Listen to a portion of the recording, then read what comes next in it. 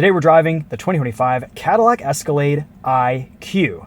This is the electric Escalade with 460 miles of driving range. That's right, 460 miles. This has about double the battery capacity of most EVs. It has a 205 kilowatt hour battery pack, which is just enormous, and it weighs a lot. This weighs just under 9,200 pounds. It makes 750 horsepower, 785 pound-feet of torque, dual motor, takes you to 60 miles an hour in about 4.5 seconds. So it's properly quick. We've got a Velocity Max mode. We've got a ton of screens, a ton of features. Let's walk you guys around this Cadillac Escalade IQ. I've lived with it all week. Let's talk about what that's been like, and then we'll head out on the road and give you guys some driving impressions. So first things first, this screen. No Apple CarPlay, no Android Auto, but we get a Google-based infotainment system. It's responsive, it's quick. You can use it as a touchscreen. You've got Google Maps as your native navigation. You've got a bunch of different drive modes: Tour, Sport, Snow, Ice, Tow, Haul. There's your Velocity Max mode for maximum power to the motor. You also have an individual My mode. You can turn the vehicle off right there or just exit the vehicle and everything will shut off. Down here we have a secondary display for our climate controls, our vent controls, massaging heated and ventilated seats, heated steering wheel controls. Some other things, like you can open the doors through the screen. Look at that. These automatically opening doors are a feature exclusive to the Sport 2 trim. This costs about $150,000. Starting price as tested, it's a little over 154 grand. The Escalade IQ Luxury and Sport Base trims are about $20,000 less expensive, coming in at around $130,000 without any options. So with the Sport 2, you get the most performance, you get these automatic opening and closing doors, the AKG sound system, trailer brake controls, massaging seats, and a few other features. Let's hop outside and show you what the exterior of this Escalade IQ looks like. This is painted in deep space metallic, a good looking color. Here are these diamond cut black 24-inch wheels, Michelin Primacy LTX tires in 275 50 R24s. We're riding on air suspension with Mag Ride shocks. Magneto rheological dampers here ride fantastic. Super smooth over bumps, a little bit crashy on these 24-inch wheels, but for the most part, it's a very comfortable SUV. You notice the Escalade IQ is a bit sleeker, lower, more aerodynamic looking than the standard Cadillac Escalade. That's on purpose for efficiency. Here's your charge port. Automatically opens when you touch it. 350 kilowatt max charging capability here. So I believe that's 10 to 80% in a little over half an hour, maybe a little bit longer, some tests have shown. Overnight, I was able to get a decent charge in my garage from about 38 to 80% over 12 hours on my level 2 60 amp charger. In the back, press the Cadillac logo to pop the tailgate. We've got 3 rows, 7 seats, a little bit of storage space underneath. You can fold up this 3rd row right here, and we'll hop back there, show you guys what that's like.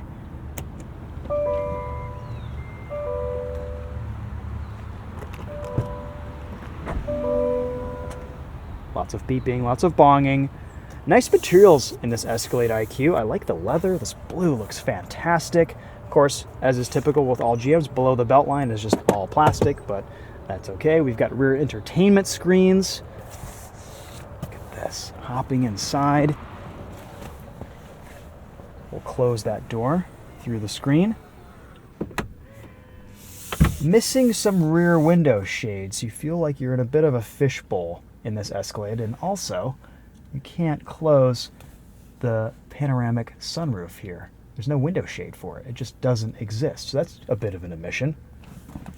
Back seat room is pretty good.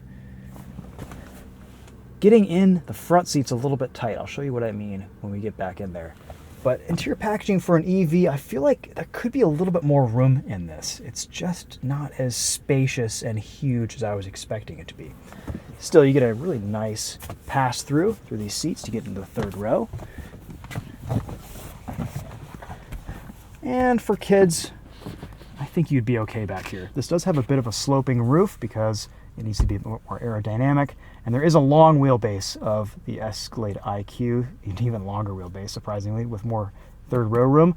So the headroom here isn't great, but that does allow, that other long wheelbase version does have a slightly higher roof, which helps.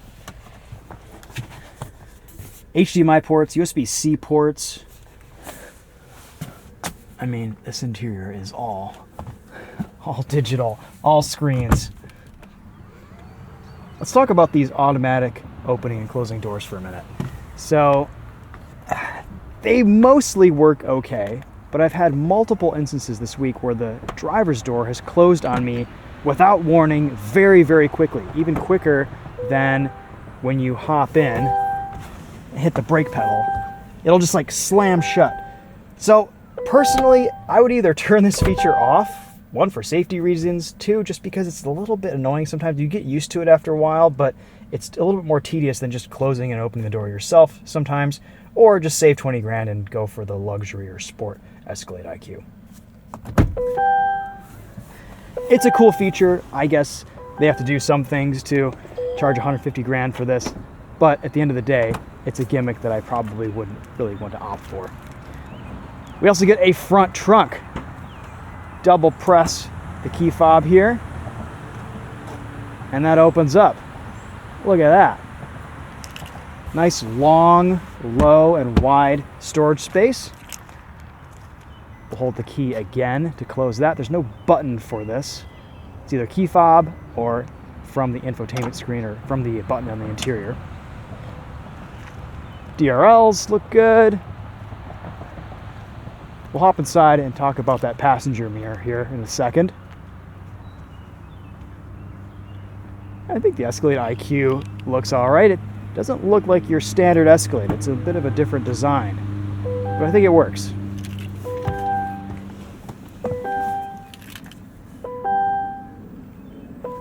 All right, this bonging needs to stop. Okay, so passenger mirror. You'll notice that it is a flat mirror, and that's mandated because of the gross vehicle weight rating of this Escalade IQ. This thing is heavy, so it has to have this more longer focal length mirror. It's basically a flat mirror instead of a convex mirror, which would show you more of your blind spot. Instead, we have a huge blind spot in this Escalade IQ, very similar to the Sierra EV that we tested a few weeks ago. Cadillac gets around that, though, by offering an option for a turn signal camera through the screen here, which is very nice. You can also run constant reverse cameras in this thing by pressing this while you're driving. And you can run this reverse camera or forward-facing camera or overhead or side camera at any speed, which is pretty cool. There's your glove box. Couple wireless charging places, cup holders. My 1-year-old son played with this for about 10 minutes the other day, just poking around in this Escalade. We've got an HDMI port, a couple USB ports, a massive center console, a little bit of space behind here. Down here you've got your climate controls, your vent controls, seat controls, heated and ventilated seats, heated steering wheels. Up here you can open and close your doors, your charge port, lots of different settings in here. Here are all of your light controls. I wouldn't mind a few more physical buttons in this Escalade IQ. We get a button to control our ride height here, which is nice. Pop the front and rear trunks, and to control our screen brightness, which is really, really nice. Lots of ride height variability here too from the air suspension. We're in entry-exit mode right now, so this Escalade IQ is absolutely slammed. We'll wait for it to lower all the way. We get a few drive modes: Tour, Sport, Snow, Ice, Tow, Haul, and a My mode, which is really nice. Let's show you what this looks like as the vehicle turns off when you open the door. That's usually what happens. All right, so this is lowered all the way, and then the high mode raises this up a couple inches.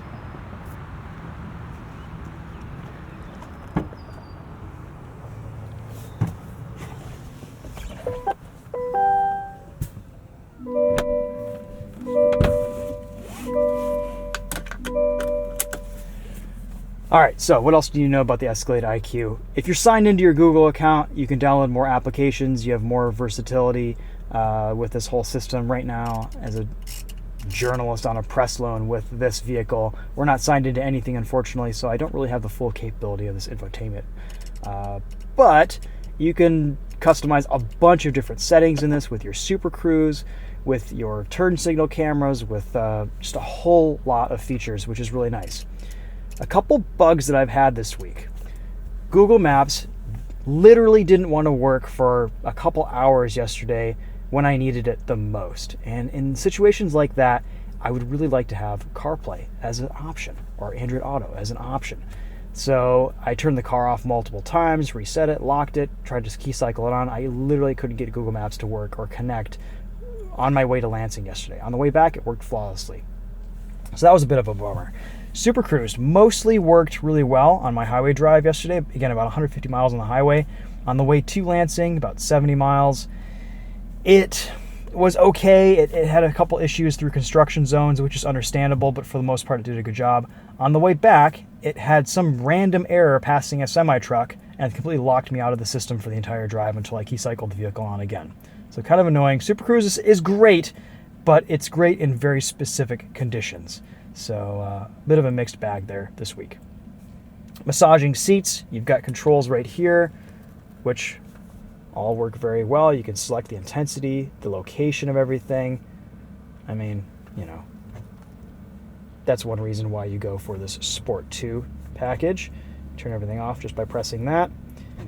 After spending a few days with the system, you do get more accustomed to where everything is, but I feel like the organization of the UI in this interior is just all over the place. It's complicated, it's distracting, it's convoluted, and it could be better organized, and I wouldn't mind having more physical controls. That said, once you get everything set up and ready to go and you learn the locations of it all, there are some shortcut buttons which help.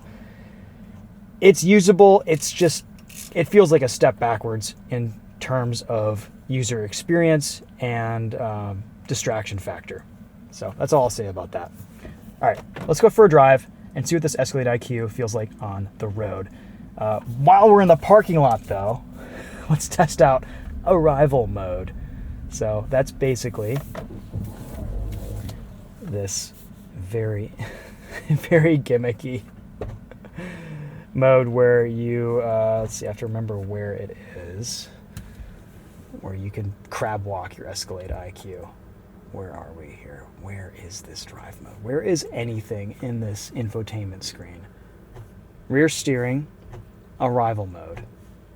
Okay, we're going to enter arrival mode here. This turns all the wheels in the same direction. It's kind of freaky.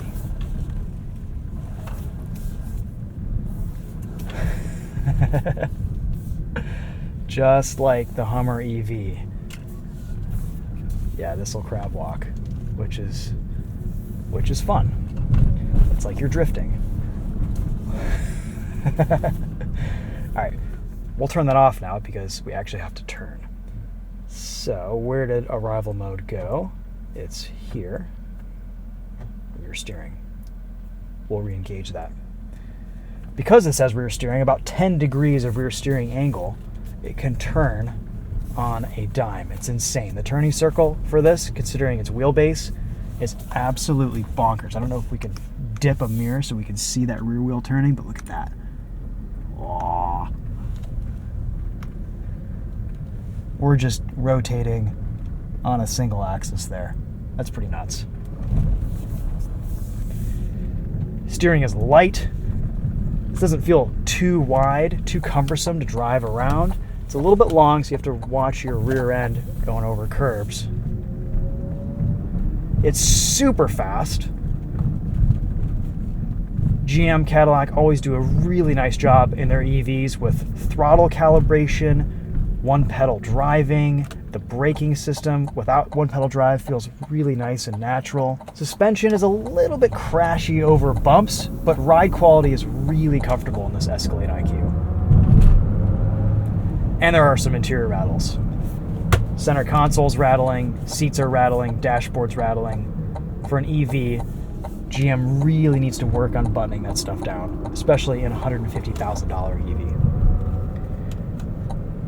We get a neat feature to the left here, which we've had since the Chevrolet Volt, but it's now a progressive paddle, so you can get regenerative braking.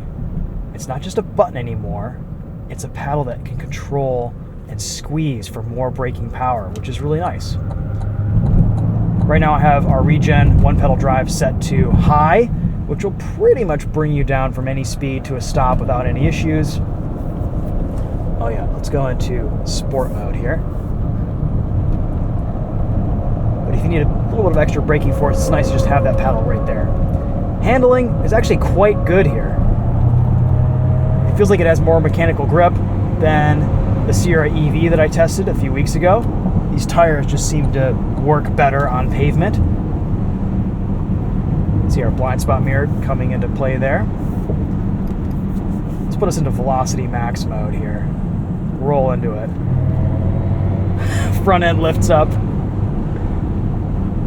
This Escalade IQ is properly quick. Even weighing over 9,000 pounds, 750 horsepower, gets you up and around, no problem. This thing can get out of its own way. All right, it's prompting us, telling us that we can engage Super Cruise. So let's do that. I have the setting engaged where it will lane change on my command, so on my turn signal input. Very little wind noise, very little road noise at speed. I feel like the button placement here could use some work. It's confusing to see your Super Cruise button and your heated steering wheel button next to each other. They look almost identical. The cruise control engage and cancel buttons are probably in about the right space, but the following distance button seems like it's in the wrong spot. Your set and resume, your speed set button is on the inside, which is harder to reach. Let's do an auto lane change here.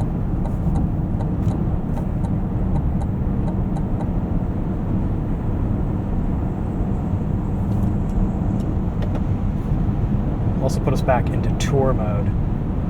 At 79% battery, we have 365 miles of estimated driving range. It's crazy. At 50% battery in this Escalade IQ, I had more driving range than some EVs out there. It was about, I think, 230 miles. It's just ridiculous. This thing goes forever.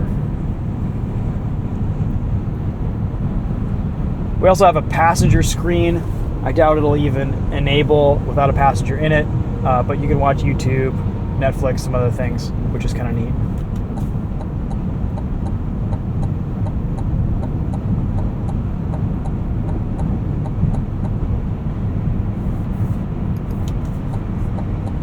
From behind the wheel, as a luxury SUV, I actually prefer driving this over the standard Escalade. It's just smoother, quieter, more comfortable. It's higher performance. The speed here is insane.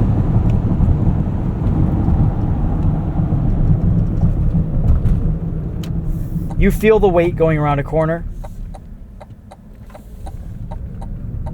but I am glad to have a good amount of driving range here.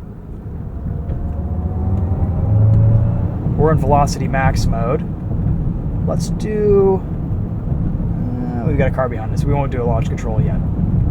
On the way back, stay tuned for that.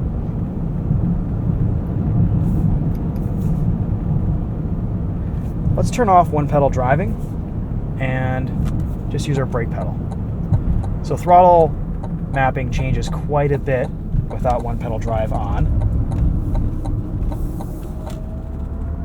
You're more inclined to accelerate with less throttle input here, but you can coast. And there's just enough decel off throttle that it feels like engine braking would in an ICE car.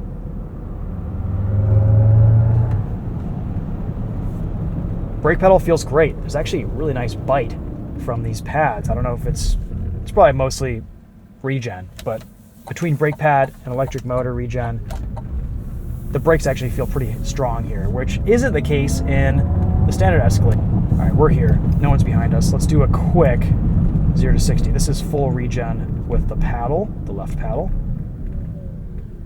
And we're just gonna roll into it.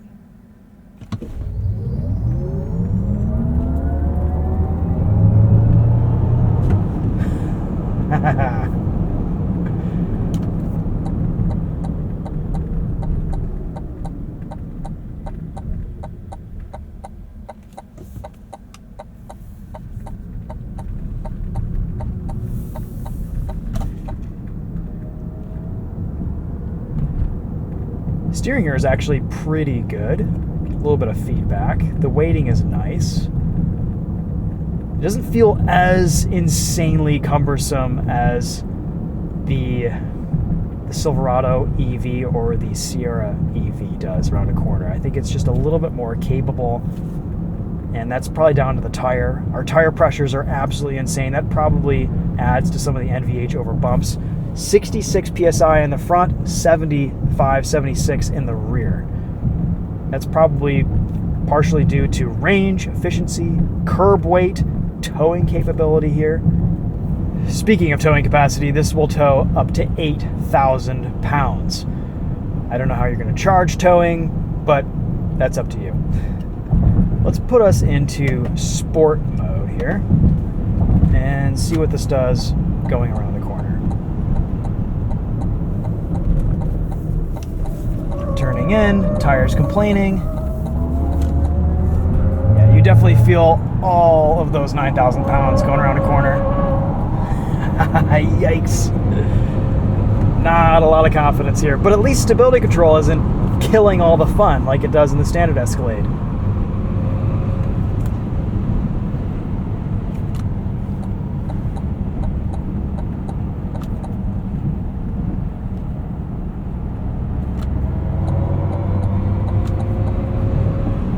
It's a pretty Larry handling experience.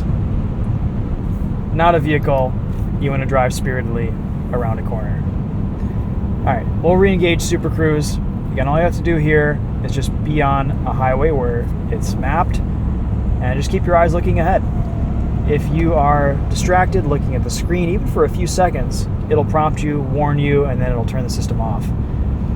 Some of the transitions that I've had this week have been pretty abrupt, going from Super Cruise to going on an exit ramp or something, for example. It'll slam on the brakes until it'll tell you to take control and just kind of slam on the brakes, almost like it's brake checking someone behind you. GM needs to smooth out the system a little bit. It's been a little bit buggy for me this week in some scenarios. Most of the time it works really, really well. It's one of the best systems I've used for level 2 assisted driving. But sometimes it needs a bit of intervention, and these buttons are in such weird places that I can't really quickly cancel everything in time before the system freaks out and like does kind of a dangerous brake check, which is a bit odd. I've also been driving this around quite a bit with the reverse camera just on so I can see my blind spots. So we'll watch here where this Jeep sits in my blind spot as we pass it.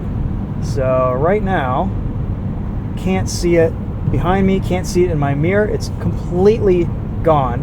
And the only way I could see this Jeep is either in the rear view mirror or in the, I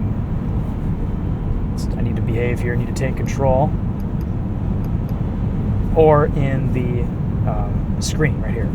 So there's an example of where I was distracted looking around and Super Cruise didn't like that. Let's resume and re-engage Super Cruise. AC on eco mode is okay. It's a little bit weak. Its strength is up quite a bit when you take it out of eco mode, but it's not as cold as I would like it. Still, you save some range and save some battery with that. All right, let's go back into sport mode, turn everything off, and attack one more entrance ramp with a bit of self-preservation in mind. There we go, strong regen there. Tires are complaining. A little bit of body roll, but oh, you just feel the weight of this thing through the steering.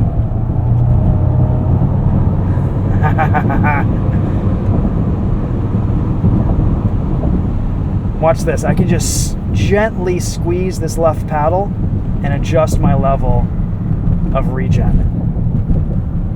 It's smooth. That's really nice. I love that update.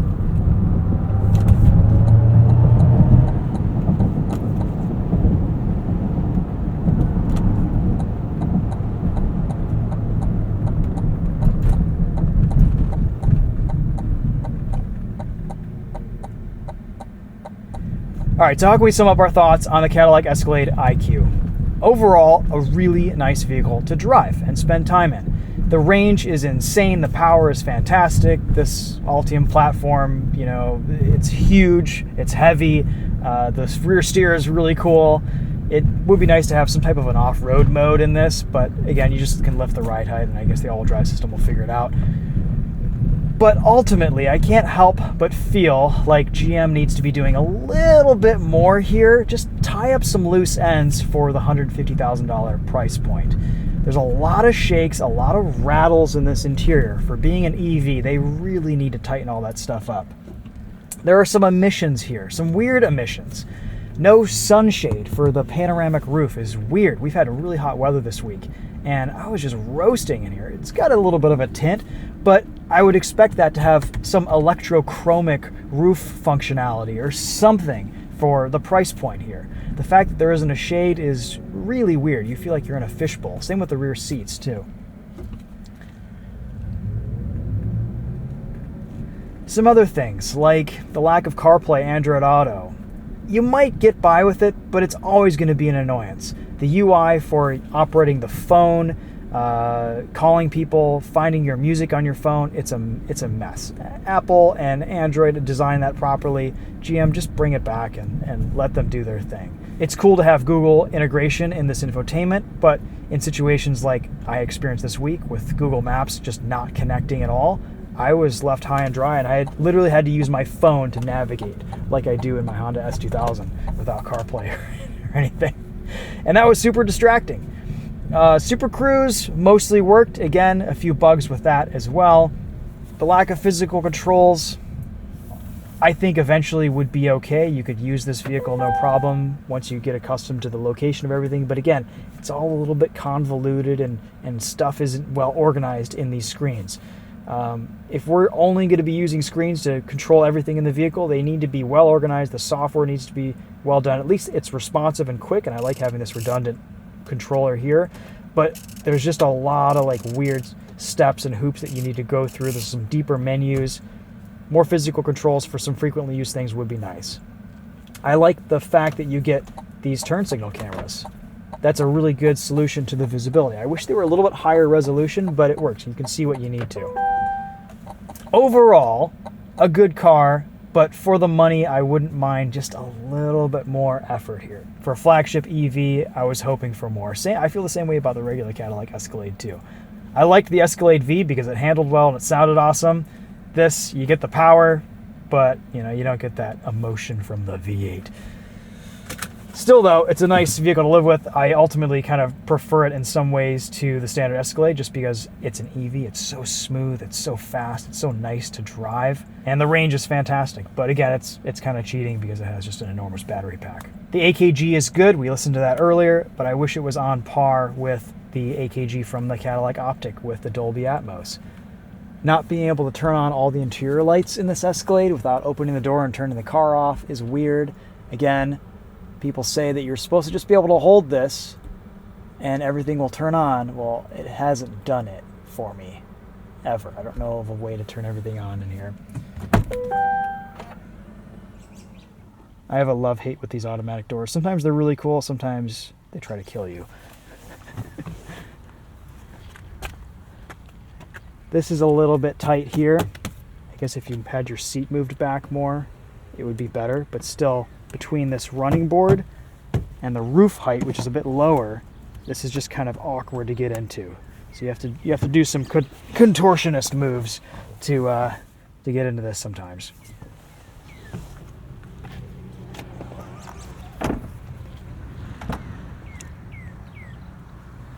All right, those are going to be my thoughts on the Cadillac Escalade IQ.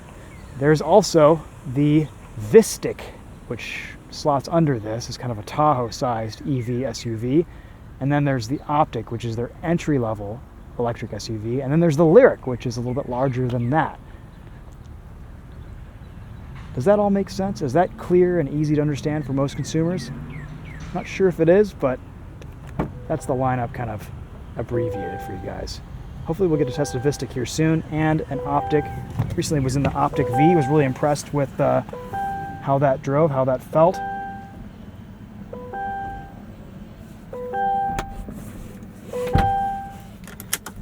All right, well there you go. anything else that I say is just repetitive. So we're going to wrap up the video. Thank you so much for watching. We'll see you guys in the next one. Take it easy.